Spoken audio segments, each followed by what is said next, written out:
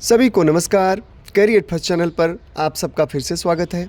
दोस्तों, आज का डिक्टेशन आपका टेस्ट होगा।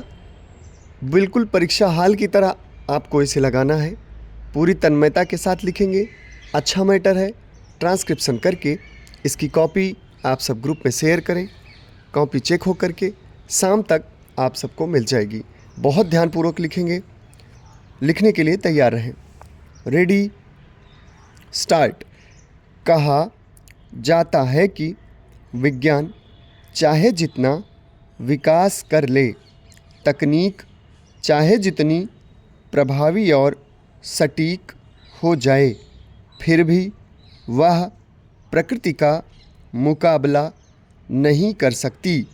आज 21वीं सदी में विज्ञान के इतने विकसित स्तर पर भी उत्तराखंड में हाल में आई आपदा या फिर नेपाल में आया भूकंप और ऐसे ही कई और उदाहरण इस कहावत को काफ़ी हद तक पुष्ट करते हैं।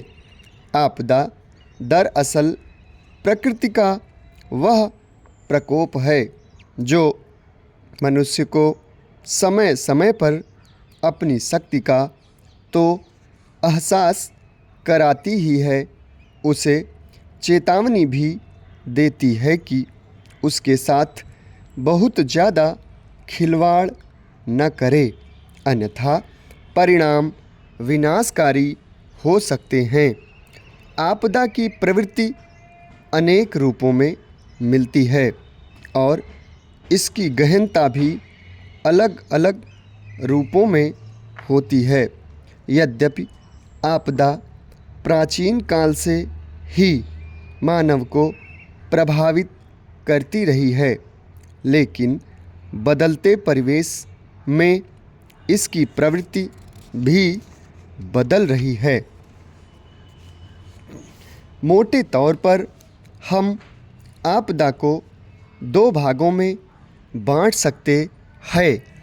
प्रथम प्रकार की आपदा वह होती है जो प्राकृतिक कारणों से घटित होती है।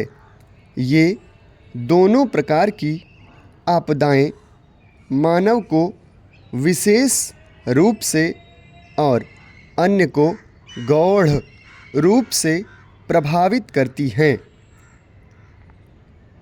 मानव द्वारा विभिन्न प्रकार की तकनीक का विकास करके आपदा के प्रभाव को न्यूनतम करने का प्रयास किया जा रहा है। संरचनात्मक तथा गैर संरचनात्मक दोनों प्रकार से तकनीकी प्रयोग करके विभिन्न प्रकार के कार्यों द्वारा इस प्रक्रिया को अंजाम देने की कोशिश की जा रही है, लेकिन वर्तमान तक उपलब्ध तकनीकों को अपनी सीमाएं भी हैं, जिसके कारण से तकनीकें उतनी अधिक प्रभावी नहीं हो पा रही है जितनी इनकी आवश्यकता है, जिसके कारण हमें आपदा का प्रभाव झेलना पड़ जाता है। अतः आज आवश्यकता है कि ऐसी नवीन तकनीकों का विकास किया जाए जो आपदा के न्यूनीकरण में सफलतम भूमिका निभाए।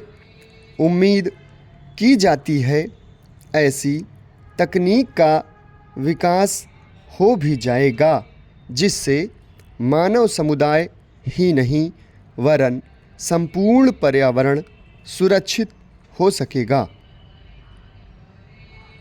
आपदा प्रकोप का अगला चरण है।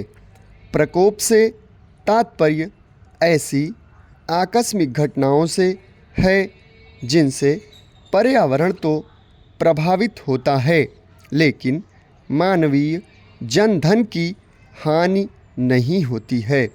वहीं आपदा के तहत पर्यावरण के साथ साथ मानवीय जनधन भी प्रभावित होता है।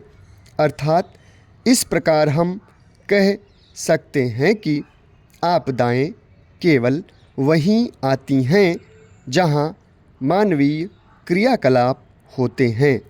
वर्तमान समय में मानव ने अपने कार्य क्षेत्र में विस्तार किया है, जिसकी वजह से आज वह उन क्षेत्रों में भी पहुंचने लगा है।